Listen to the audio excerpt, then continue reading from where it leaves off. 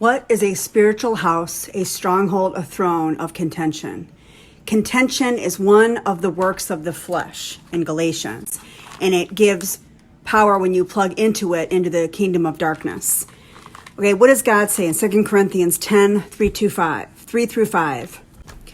For though we walk in the flesh, we are not waging war against the flesh. For our weapons of warfare are not of the flesh, but have divine power to destroy strongholds, houses, thrones. We destroy arguments and every lofty opinion raised against the knowledge of God, and take every thought captive to obey Christ. There's a phrase that says contempt prior to investigation. There is a principle which is a bar against all information, which is proof against all arguments, which cannot fail to keep a man in everlasting ignorance. The principle is contempt prior to investigation. And also, if you are with people and if your people are not in peace, then they are not of me. And contention allows them to act not in a peaceful way. This is the power of the work of the flesh, and it causes, number one, resentment. Number two, it causes the spirit of fear. Number three, it causes unforgiveness. And number four, it causes contempt. And this gives legal right to the spirits of torment to have access to your spiritual house. Contempt is defined as a feeling that a person or a thing is beneath you or your consideration. It's worthless of your time and deserving scorn and ostracization of them from your community or your tribe, or your church, or your family. That's the definition of contempt. Now, acceptance, and this is from the AA book. Acceptance. And acceptance is the answer to all my problems today. When I am disturbed, it is because I find some person, place, thing, or situation, some fact of my life, unacceptable to me.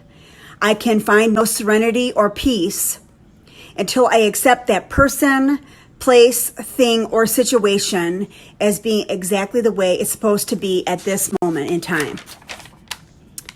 So acceptance, Shakespeare said, all the world's a stage and all the men and women are merely players. He forgot to mention that I was the chief critic. I was always one to see the flaw in every person, every situation. And I was always glad to point it out because I knew you wanted perfection just as I did. So AA and acceptance has taught me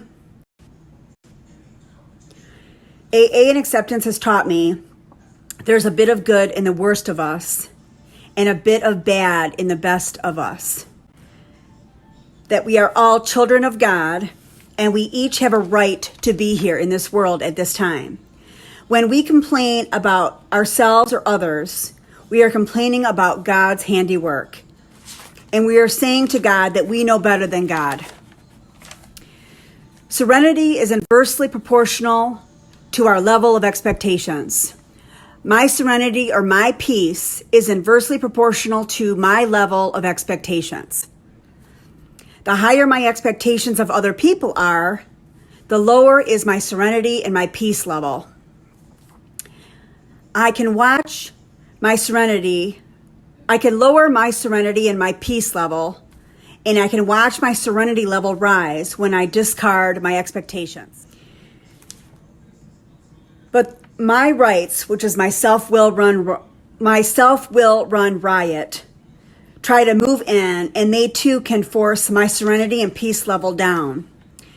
Alignment of my will with the will of God means that I lower my expectation to accept things as they are and not as I would like them to be. So a house of contention. We have a house of resentment. We have a house of arrogance. We have a house of haughtiness. We have house of I am better than you. It leads to a house of hate. a house of entitlement, a house of murder, a house of dissension, strife, and war, a house of envy and covetousness, a house of heresy, which is a perception of untruth and the Antichrist doctrine. We have a house of dissension and strife. Okay, so you're looking at an upside down pyramid. That is the house of contempt. So it never works alone. You've got the house of contempt, you have the house of hate, and the house of dissension. And then you've got an upright pyramid, and you've got the principalities that are connected to these houses. You've got Jezebel, the queen of heaven. You have Mammon, the god of money. And you have Moloch, the god of sacrifice and worship to that sacrifice. So in effect, you have a pentagram.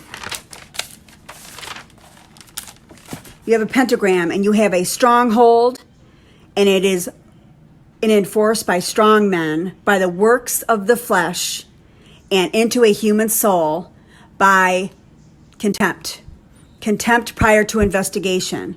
So you plug into the strong man, you plug into your human soul, you plug into the works of the flesh. God says in Corinthians 2:10, 3-5, for though we walk in the flesh, we are not waging war according to the flesh. But the weapons of our warfare are not of the flesh, but have, here's the power phrase, divine power to destroy strongholds. What I'm explaining to you right now is a stronghold, how it sets up in the human soul, who the principality is, and the works of the flesh that lead into it. We destroy arguments and every lofty opinion raised against the knowledge of God, and take every thought captive to obey Christ. So these strongholds are thought, the house of contempt, the house of hate, the house of dissension, the house of I have to be right rather than being happy.